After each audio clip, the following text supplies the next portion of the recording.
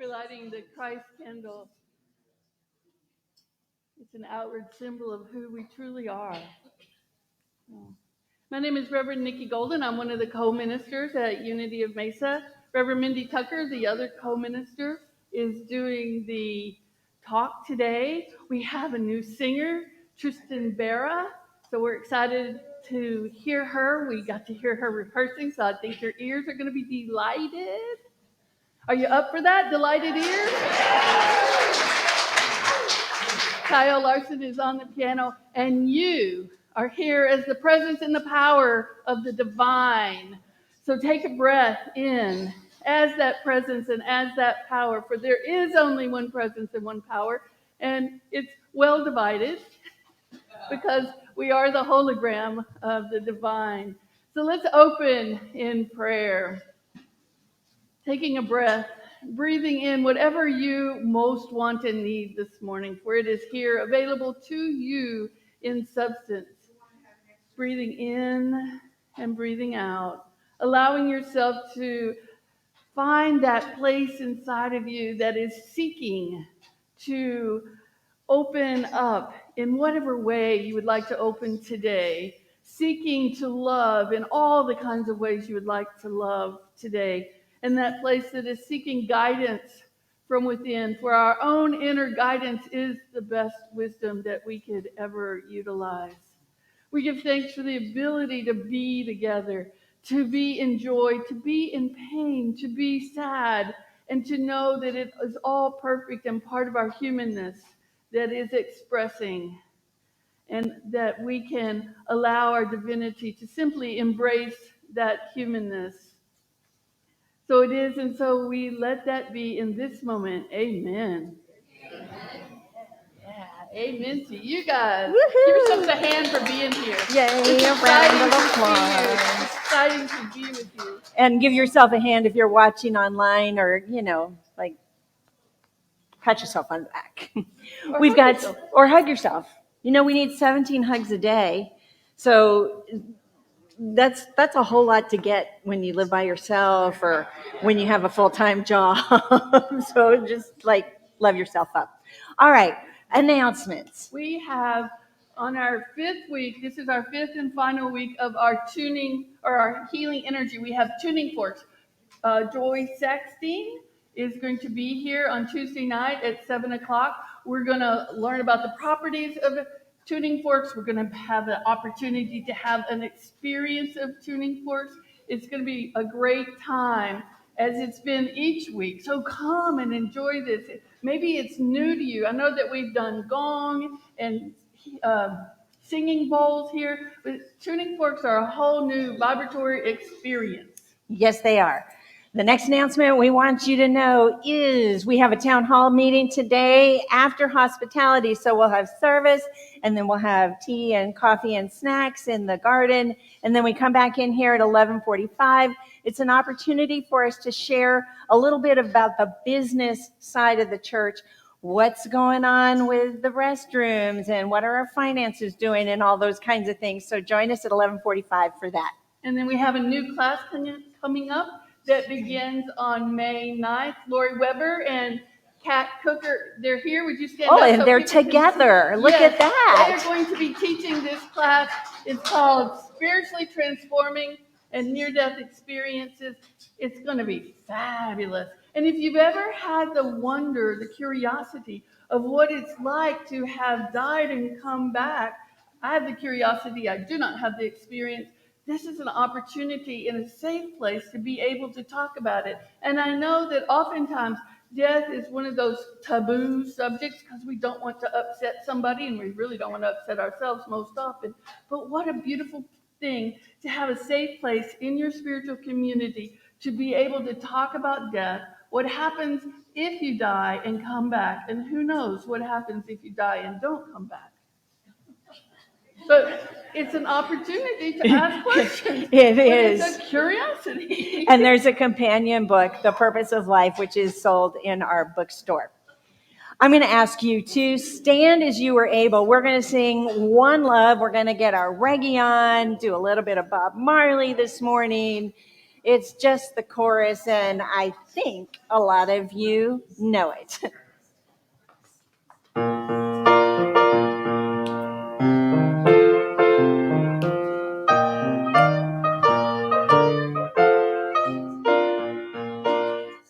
One love, one heart, let's get together and feel alright. One love, one heart, let's do fun and it will be alright. Singing, let's get together and feel alright. One love, one life, let's get together and feel alright. One love, one heart, give thanks to the one and it will be alright. Singing, let's get together and feel alright. One love, one heart, let's get together and feel alright.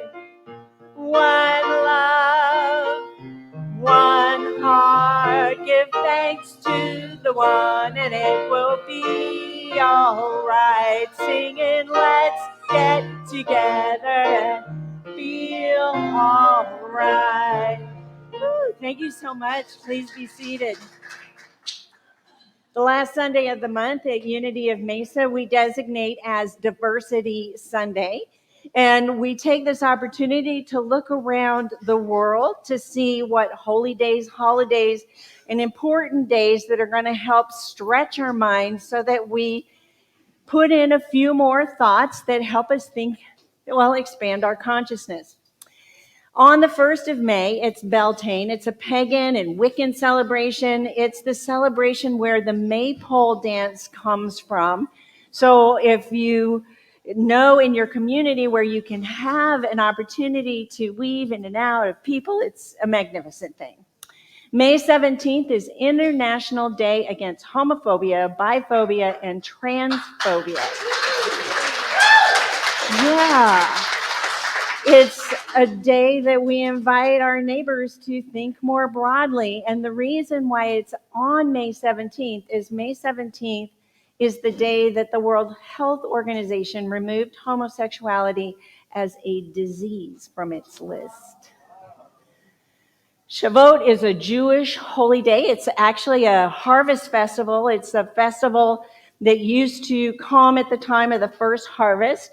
But it's also a festival that commemorates the time where Moses went up on the mount and he received the commandments from God. So it's a very holy time combined with a very opening and time of gratitude. Pentecost is a Christian holy day. It's May 28th this year. It's always 50 days after Easter, not counting Sundays, because somehow that's just like Lent. But anyway, it's the day when the Spirit of Jesus appeared to his disciples. And the Christian church uses this as the day where they consider it their founding day. This is when the church started as Christianity. Buddha Day is on May 26th. It is a day that commemorates the birth of Buddha, the death of Buddha, and the enlightenment of Buddha, which happened in between those times.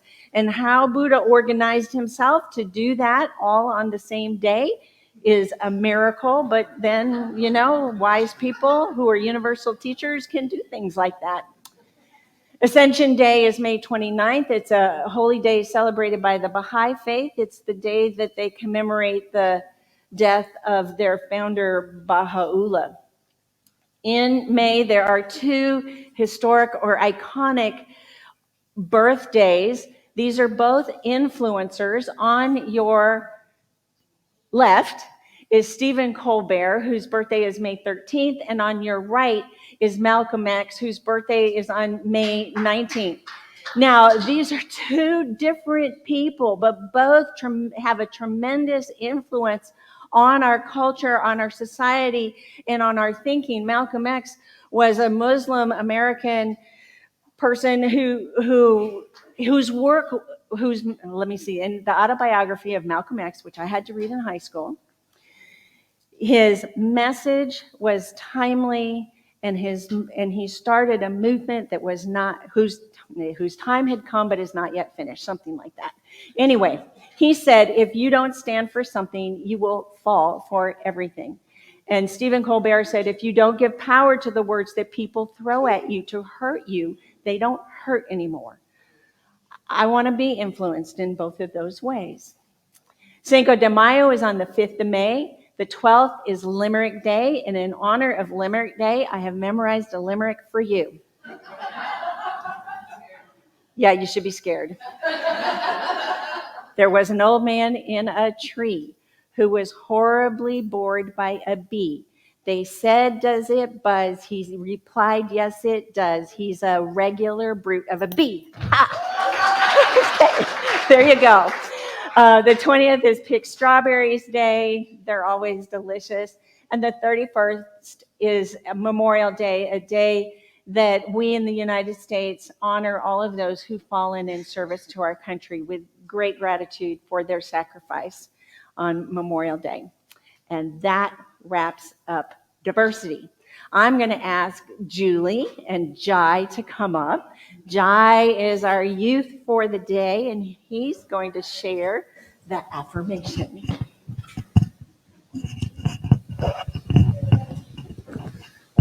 Ready? All right. I live, move, and have my being in the Spirit of God. Say it with me. I live, move, and have my being in the Spirit of God. Thank you very much.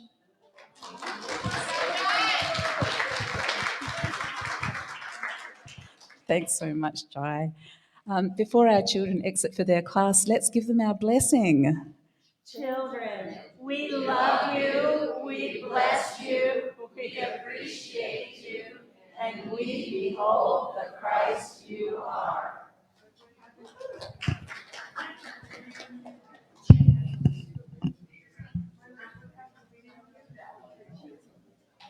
I'm going to ring the chime since Jai didn't. Unless you want to, Julie. Or Jai, come on up and ring them. It's never too late. Go, Jai. Yay!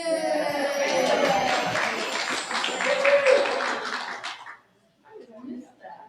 That's wonderful. It's got this really sweet look at you. Even the most difficult task can be done in love. When it comes to the gist, the rubbing, the pearl making of our soul, we have an important choice. To be born into the moment of anger and fear, or to be born with awe and kindness. What will you choose today?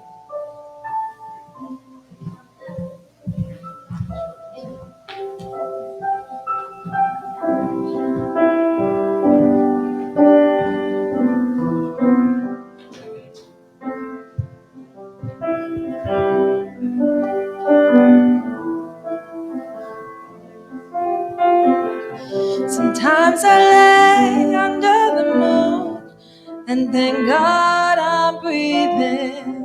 And then I pray, don't take me soon, 'cause I am here for a reason. Sometimes in my tears I drown, but I never let it get me down. So when negativity surrounds, I know someday it'll all turn around, because all my life I've been waiting for, I've been praying for the people to say that we don't wanna cry no more. There'll be no more wars, and our children will play one day, one day, one day. One day, one day, one day. It's not about win or lose, 'cause we all lose bruise when they feed on the souls of the innocent. Blood-drenched pavement, keep on moving through the water, stay raging. And in this maze, you can lose your way. Your way, it might drive you crazy, but don't let it faze you, no way, no way.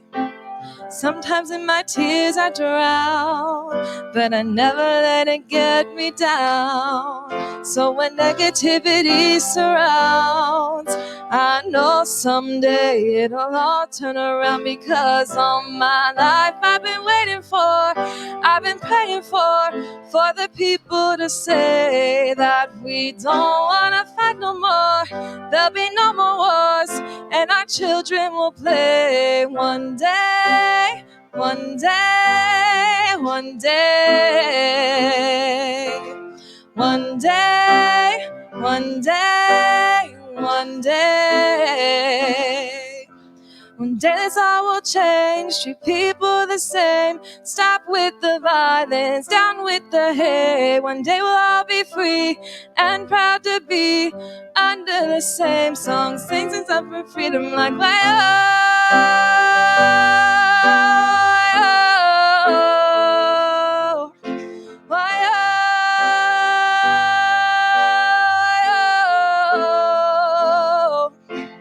All my life I've been waiting for, I've been praying for the people to say that we don't wanna fight no more. There'll be no more wars, and our children will play. Why oh,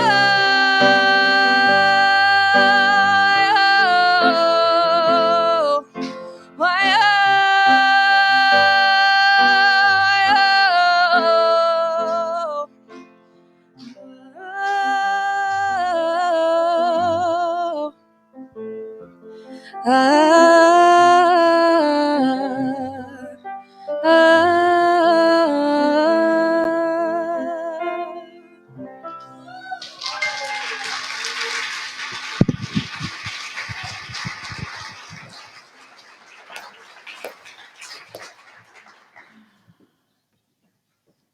Sometime last fall, Tamara Stevens and I, who's the vice president of our board of trustees, were having the most inspiring conversation about a t-shirt.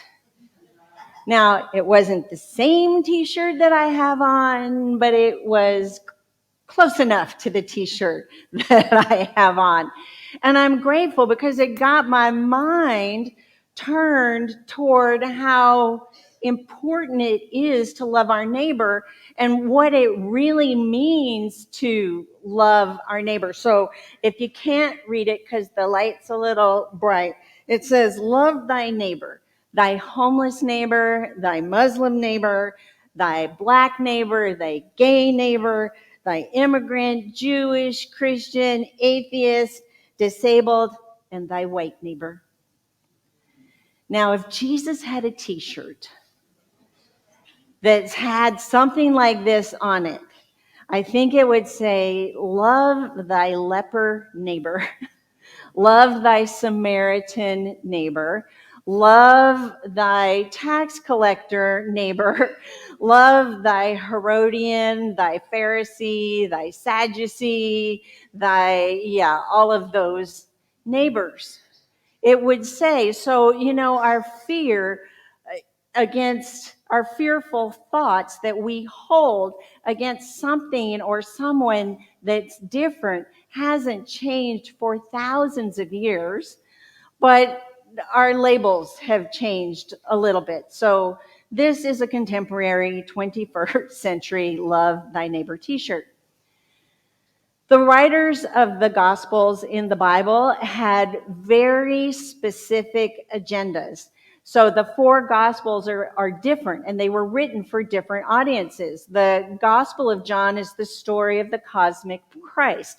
The Gospel of Luke is written for the Gentiles. The Gospel of Mark is written for the Romans, and the Gospel of Matthew was written for a Jewish audience. And the writer of the Gospel of Matthew wanted to make sure that Jesus was linked with Moses, like had the same stature as Moses. So when you read the Gospel of Matthew, if you ever actually read it, you begin with this information, you begin to notice that the birth stories are parallel. So Jesus and Moses have parallel birth stories, and the emergence of their ministry follow the same model. And the reason why the writer of Matthew wanted to do this is because he wanted to put out that Jesus was the new Moses, the one who was going to come and free the people from bondage and give the law. Most of the 22nd chapter of the book of Matthew is about people or groups of people coming forward to challenge Jesus, to challenge his wisdom and challenge his authority. So in the 22nd chapter, the Herodians come and they say, yeah, tell us this. And then the Sadducees come and they say, tell us that. And it turns out that as Jesus responded, first the people were amazed, and then they were astounded, and the Pharisees got mad. So the Pharisees picked their best legal expert, and they got the best legal expert, and they sent him to Jesus, just like the Philistines sent out Goliath. Here's this giant of an intellect, and we're going to challenge you, Jesus, and you're going to be so intimidated that you're going to tuck your tail between your legs and you're going to trot back to Galilee, never to be seen or heard from again. Has that ever happened to you? You know, it's life. It happens in real life that we're challenged, that we're questioned, that we are taunted or teased, and if we grew up in a codependent household, like some of us did, then what we're taught when that happens is to give up on our opinion, to actually sacrifice any wants, needs, or desires that we have for the good of somebody else. Now, if you didn't grow up in a codependent household, you're still a part of culture. And in our culture, we teach you have to go along to get along. You know what I mean? It's like we go along with the majority of the people because we feel that that's what we have to do to belong, or we have to do to survive. It's what we have to do to get along with our neighbor. It's not a comfortable place to be always. Metaphysically, this is a disastrous strategy. And I'll tell you why. Because metaphysically, we're one. And if we are trying to go along to get along and we're giving ourselves up, then we're actually denying our oneness. So metaphysically, we have to ask ourselves the question, is this battle of the two minds that we read about in Matthew actually the battle that's going on in our own consciousness? Do we stand in our power? Do we love wastefully? Do we live as God intended for us to be, or do we deny our oneness? It's a huge choice point to be at metaphysically, because what we have in our consciousness actually dictates how we live our life. Now, Deuteronomy, in 15 years of ministry, I can just tell you right now that I have never talked about the Bible so much. And we're just getting started. So in Deuteronomy, it's in the 6th chapter, the 5th verse, it says, "You shall love the Lord your God with all your heart, all your soul, and with all your strength." The key word in this first verse is love. Because metaphysically, love is our harmonizing power. It's that magnetic draw we have to a higher thought. So when we activate our love center, when we activate the power of love within us, then we're actually lifting up our consciousness. We're expanding it. We're seeing more than we saw before. And then the 6th verse says, and these words which I command you today shall be in your heart. Now, when we put something in our heart, it's because we've gone beyond an intellectual understanding. We've actually have it become so much a part of us and our thoughts and our beliefs and our structure that it's fundamental to us. So when there's something so fundamental, it becomes our come from. When we know something by heart, it's like for American citizens to know the Pledge of Allegiance by heart is an expression of how much loyalty we have to our country. In unity, when we know the statement of being, there's only one presence and one power active in the universe and in my life, we feel it all the way through our body because it's fundamental to our being. It's something we know in our heart. And then the 7th verse says, you shall teach them to your children and shall talk of them as you sit in your house, when you walk by the way, when you lie down, and when you rise up. Metaphysically, children represent our immature thoughts. And it's up to us to school the thoughts that we're holding in our own consciousness to this higher understanding, to this higher way of being, so that they can be in alignment with the law, with sequence and consequence. And when do we do this? We do it all the time. We do it when we're sitting there watching TV. See, we're in the 21st century. We do it all the time when we're walking, when we're driving our car. We do it when we lie down at night, and we do it first thing when we wake up in the morning. We're putting our thoughts into alignment with that consciousness of love, with that power of love, that harmonizing power of love within us. Now, let's get back to the 22nd chapter of the book of Matthew. So the Pharisees send their big legal expert, and the big legal expert goes, so what's the greatest commandment? You know, because he's a bully and he's going to taunt. So I don't really know how to put on my inner bully, but it was like, so what's the biggest? What's the first commandment? I don't know how to do it. But anyway, it was something like that. And Jesus, he just not only whips out Deuteronomy, he lays on some Leviticus too. It's like, okay, let's get serious because we're talking Leviticus. He says, you shall not take vengeance or bear a grudge against any of your people, but you shall love your neighbor as yourself. I am the Lord, which means I am, our Christ-like, is in alignment with the law. So this reminds me of wisdom that's even more ancient than some of the Hebrew scriptures. If you go to Buddha talks about how vengeance is like holding a hot coal that you're going to throw at somebody else, throw at your enemy. So what happens when you have that kind and you hold that kind of resentment? Who gets hurt? Yeah, thank you so much.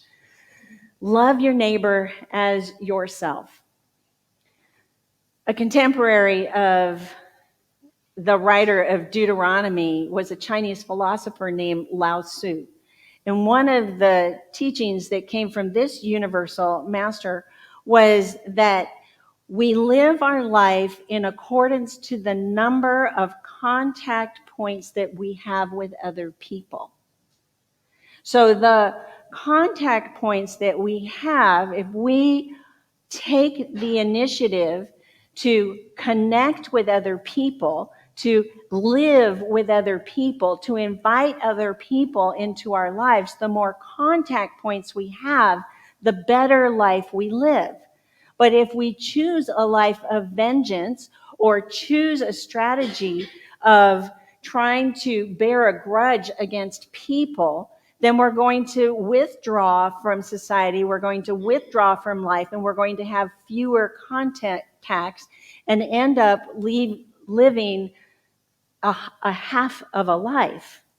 I think that this is the consciousness that Jesus was not only inviting the legal expert that the Pharisees had sent, but the Pharisees themselves. He was asking the Pharisees to expand their consciousness beyond vengeance, beyond note-taking, beyond list-making, beyond judging other people, whether or not they were sinners, to go beyond that and invite people in. So when Jesus was asked when he got poked and got asked that question, this is what Jesus said. You know, there's a group of scholars called the Jesus Seminar, and they went through the Gospels, and they decided that based on research and fragments and all kinds of scholarly things, that they could determine whether or not Jesus most likely said it. Like, they weren't there, so they don't know 100%, but they were like 99% sure that Jesus said it, in which case it came out in red. If Jesus probably said it, it was something like Jesus said, then it's in pink. And if it just matched the rest of what Jesus said, but we don't think Jesus said it, it was in gray. And if they know that Jesus never said it because it wasn't in any of the early scrolls or anything like that, then it's in black. This is in gray. That's good, because it really means that it's right in alignment with Jesus, what Jesus would have done. You shall love the Lord your God with all your heart and with all your soul and all your mind. This is the greatest and first commandment, and the second is like it. So he's saying, yeah, that's the first most important thing. Key into your power of love. But equally important, just like it, you have to say, you shall love your neighbor as yourself. Woo. So once upon a time, I served a different ministry in a galaxy far, far away. Far, far away, in a different mindset. But anyway, this ministry had a beautiful building. Now, it had its quirks, like all buildings do. So for one, the HVAC wasn't powerful enough to get down to my office, so I was hot in the summer and I was cold in the winter, and the garden was a little bit overgrown and yada, yada, yada. But the most critical quirk was this building did not have a parking lot.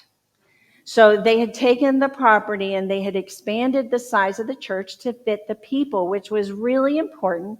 And they had an unwritten agreement with the former owner of the commercial property next door that they could park there. There was a new owner of the commercial property next door, and when I interviewed, the board said, we just want you to know that the new owner is out for bear, and he thinks that we ought to pay rent for using his parking lot. And I said, I have to tell you, I agree with the neighbor. Unity's prosperity teachings are that we don't get something for nothing. We have to plant a seed. We have to give. We have to, it's the law of sequence and consequence. So I said, I'm going to tell you right now that I'm willing to negotiate a lease with the owner next door. Now, I'd been on staff there for about 2 months, and I'm kid you not, boom, boom, boom, boom, boom. Somebody was pounding on our door, and then this man marches into my office, and he said, Unity has to pay me rent. And I think he was quite frankly stunned that I said, yes, we do. But I want to have a written lease. And so he was kind of flummoxed, and he says, well, you write one. And I said, I will, and I did. I sent it off to him. 6 months go by. We're not paying rent, but I haven't heard from him. And then boom, boom, boom, boom, boom. He marches into my office and he says, Unity has to pay me rent. And I said, I sent you a lease. And he said, well, I didn't like it. So now the details of the conversation really aren't as important as what I asked the community to do. So as a spiritual community, I said, let's send this guy love. And for 6 months, almost every week, I said, let's send this guy love. Let's send him love. We piled on the love, and we piled on the love, and we piled on the love. And then 6 months go by, and 2 things happen simultaneously. One, we got a cease and desist order from his attorney. And the second was that Reverend Nikki and I were teaching Practical Metaphysics by Eric Butterworth, and we got to chapter 6. It was perfect. It was absolutely perfect. On page 131, love is a cosmic process. Love is the completeness of life. On page 133, love is an inner power, not an object. And this is important to remember because we can send objects anywhere, but we can't send a cosmic power everywhere. He goes on to say, love from the divine flow of a cosmic consciousness as a commodity. I cannot give love to anyone, and no one can give love to me. And then, that was a good catch. He says, my love is my attunement with the cosmic flow. My love is my attunement with the cosmic flow, which is centered in the great heart of the universe. So it was quite an opportunity for a reframe, because when we send someone love, what are we really doing? We're pushing them away. We are putting up our hand and say, don't contact me. I don't want any contact with you. That's what happens when we send love. But when we invite our neighbor into our heart, we're inviting them into a higher consciousness. We're inviting them into a cosmic process. We're actually lifting them up and inviting them to expand their consciousness. It's a whole different game. So I got this little heart, and I wrote his name in the middle of the heart. I also got an attorney who said, yes, you need a lease. And he called the other guy's attorney, and the other attorney said, yes, you need a lease. And we agreed on a price, and everything flowed after that. What a difference. What a reframe. We can love people from a distance, but we will have no contact. We will not be able to live our lives fully if we are pushing people away. It gives a whole new meaning to love thy neighbor. So everybody in the room should have a card. And let me quote Jane Goodall first. Jane Goodall says, you cannot get through a single day without having an impact on the world around you. And what I'm inviting you to do is to take this heart and think about what kind of impact you want to have on the world. How would you like to invite your neighbor in? If you're watching online, I put my email right there on the screen, RevMindy@unityofmesa.org, so I can send you a template. I can't begin to tell you how powerful this is. If you are having a tiff with your significant other, if you are holding the resentment about somebody who lives in your park or somebody you work with, it feels a little silly to write their name in. And even sometimes it's hard. It's like, I don't want to invite them in. But you know what? I do want to invite them in because I have a commitment to live a full life. Does everybody in the room have a card that wants a card? All right. So Cal, we got up here. Elise is going to come over and take care of you. Let's sing as we go into meditation, and then you can, I will invite you to bring someone. I will invite you to bring a neighbor, a homeless neighbor, a Muslim neighbor, a black neighbor, a gay neighbor, an immigrant neighbor, a Jewish neighbor, a Christian neighbor, an atheist neighbor, a disabled neighbor. I would have said differently abled neighbor, or your white neighbor, into your heart. Into your heart. That place where you know that there's only one presence and one power active in your life and in the universe. God the good, omnipotence. So like I said, let's sing and let's meditate.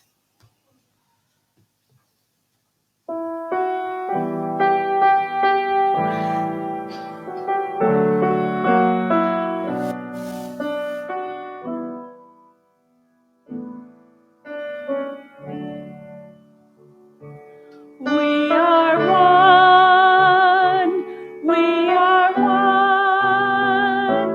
I'm in you, you are me. We are one. And in this unity, we will live in harmony, for peace will come, 'cause we are one. We are one. We are one. I am you, you are me. We are one.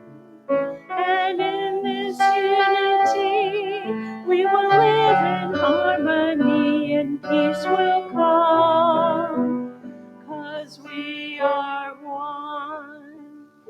I invite you to do what it takes for you and your body to reduce outside stimulus. If it's taking a deeper breath, if it's feeling the weight of your body supported by your chair, closing your eyes, tuning into the oneness with God that you are. One with all the capacities of the divine, whole,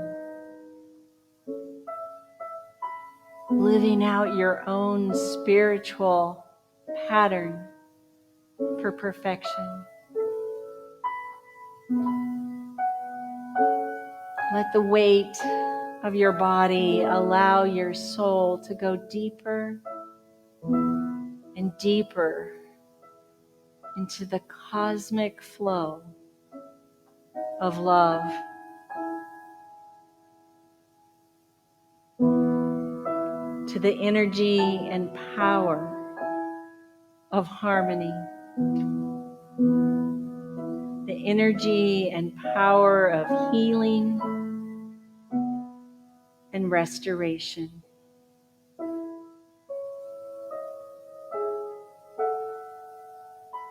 It is here that we reclaim all the parts of us that we feel we've given away. And we allow the light of God within us to be a magnet for their return, for our return to wholeness.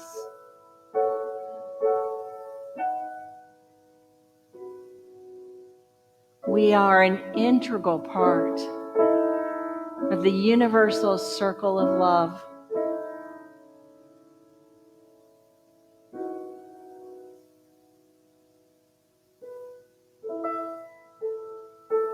And we have space in our heart for our neighbor.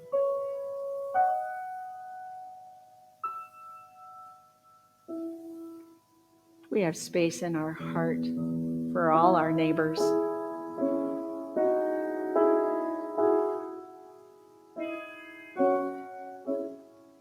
In this moment, as we go into the holy and sacred silence, we bring that face to mind. We bring that face to our heart.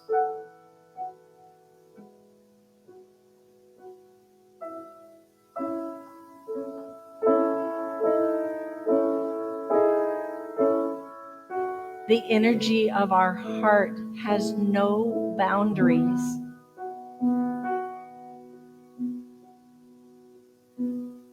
So living or dead, we know that one neighbor who needs to be put in our circle of love today.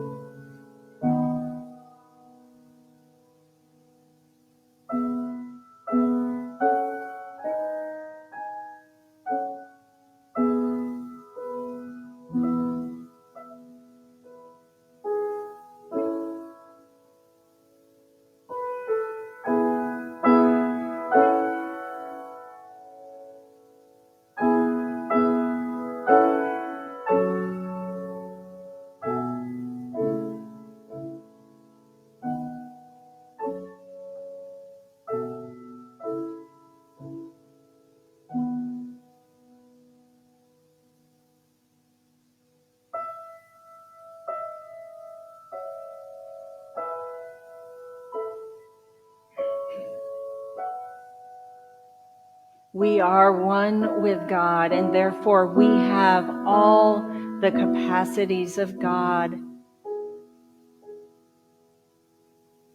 We are strong. We are faith-filled. We are powerful.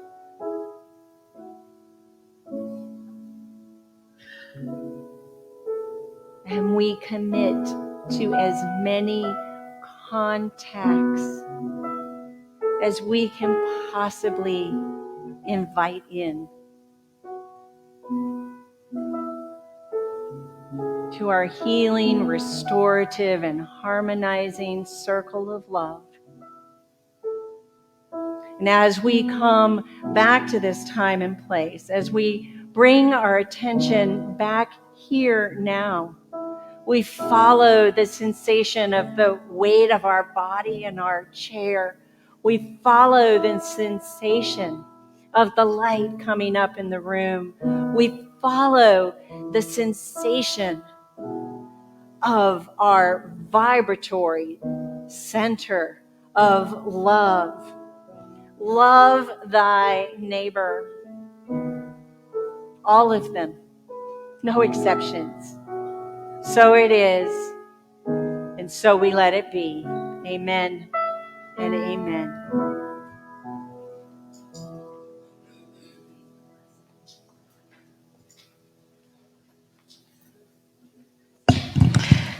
Wow, that was really neat. I'm Delane Collins. For some of you that don't know me, I kind of circle the room and I share my name, and I forgot to tell you my name was Delane Collins, and I'm the board member of the day. I'm so grateful for that. I've had people ask me, well, what have you learned as being a board member? Oh, it's as vast as the world. But I know it's my place, it's my time. And in giving to Unity is something which I can give now after 17 years of coming here and having the opportunity to share in volunteer ways. And that's been great. But I want to say that every day we can give to thy neighbor. And sometimes we think of our neighbor as physically around us. Or like yesterday, there was a parking spot that I noticed she left her cart, and I was taking my cart back, and she yelled out, she says, oh, I was being lazy. And of course, everyone knows me here. My attribute is I've never met a stranger yet. And I said to her, no, you gave me an opportunity to take it back for you. And I said, now you can pass it on. You can choose that for yourself. So that's in loving thy neighbor. I want to say that in holding them in your heart, but allowing them to make the choice. And it's okay if we make different choices. We're living in that world today. We live in different choices. And so we just need to allow, maybe the whole world to be in this heart. The whole world is in there. So as I'm thinking about giving and giving to hearts, I think about the gift of money. I go online and I like to hit the numbers and put them in. Sometimes I put an extra zero sometimes and I say, oh no, maybe not 2,000, oh maybe not 24,000, But I find myself saying, I can do this today, okay? So I take it on our time and the way my husband and I, we go over what we call our sweep of the month. So I do it online. Sometimes I do a Vanco, and that's a little icon on your phone. I've never tried texting that. I might have to try that, texting that. Mailing was something I did when I was away in Pennsylvania, but I can do it here and in person. As they pass the buckets, the baskets, you can put whatever you are planning to give in that. And so we now can say our affirmation, and let us say it together. Divine love flowing through me blesses and multiplies all that I have, all that I give, and all that I receive. And so it is.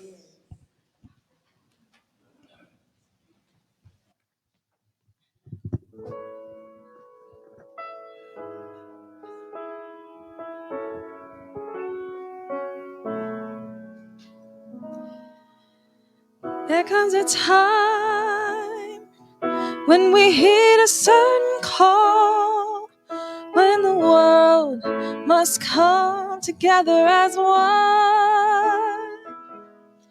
There are people dying, and it's time to lend a hand to life, the greatest gift of all. We can't go on pretending day by day that someone somewhere will soon make a change. We are all a part of God's great big family, and the truth, love is all we need.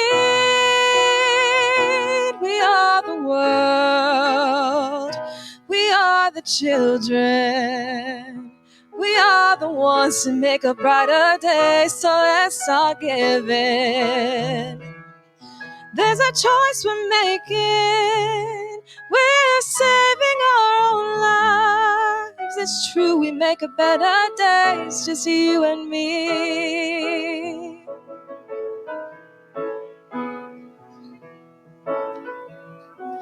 Send out your heart so they know that someone cares, and their lives will be stronger and free.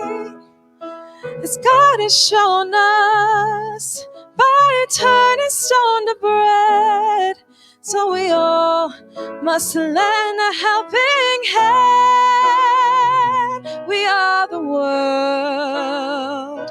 We are the children.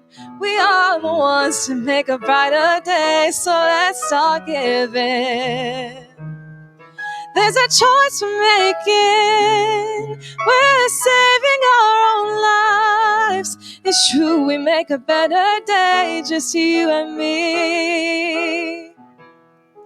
When you're down and out and there seems no hope at all, but if you just believe, there's no way we can fall.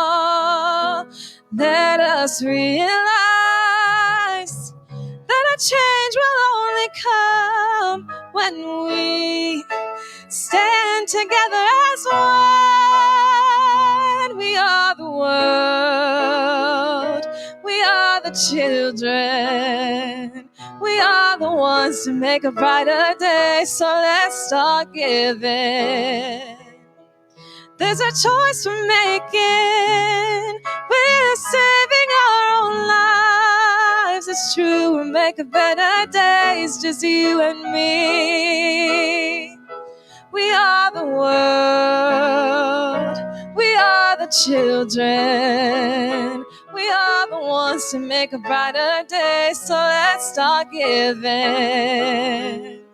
There's a choice we're making. We're saving our own lives. It's true, we'll make a better days, just you and me. Thank you so much.